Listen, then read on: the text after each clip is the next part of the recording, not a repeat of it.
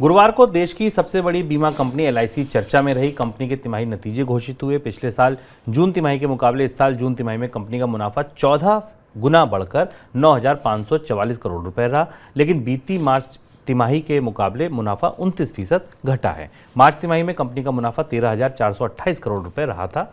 इस साल जून तिमाही में न्यू बिजनेस प्रीमियम से कंपनी की कमाई लगभग स्थिर रही। गुरुवार को प्रधानमंत्री नरेंद्र मोदी ने संसद में एलआईसी की चर्चा की। उन्होंने निवेशकों को सलाह देते हुए कहा कि विपक्ष जिन सरकारी कंपनियों की निंदा करे उनके शेयर खरीदे। ऐसी कंपनियों में एलआईसी और एचएएल शामिल है। सर, नतीजे क्या बता रहे हैं एलआईसी के?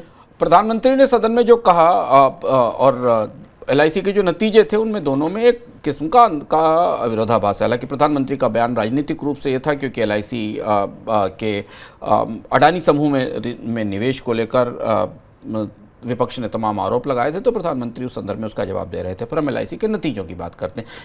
एलआईसी के नतीजे के भीतर अगर आप जाएं तो आपको दिखाई देगा कि एलआईसी की वित्तीय स्थिति, एलआईसी के कामकाज में कोई बहुत बड़ा सुधार इन नतीजों के आधार पर नहीं दिखाई देता। तिमाही आधार पर एलआईसी के प्रमुख संकेतक जो हैं उनमें या तो कोई बढ़ोतरी नहीं दिखाई देती या गिरावट दिखाई देती है।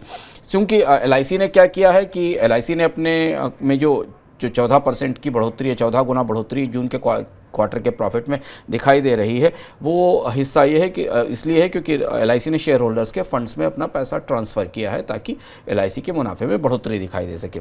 एलआईसी ने करीब 9,544 करोड़ रुपए का प्रॉफिट पिछले फर्स्ट क्वार्टर में रिपोर्ट किया था, जो पिछले साल था, लेकिन शेयर होल्डर फंड्स में फंड ट्रांसफ़र करने के कारण ये बढ़ोतरी हमें दिखाई दे रही है। इसके अलावा अगर आप बाकी आंकड़े देखें, नए बिजनेस की प्रीमियम में कोई बड़ा बढ़ोतरी नहीं है। 1302 करोड़ के आसपास की बढ़ोतरी, बल्कि इसमें कमी हुई है। 1397 करोड़ रुपए के आसपास था।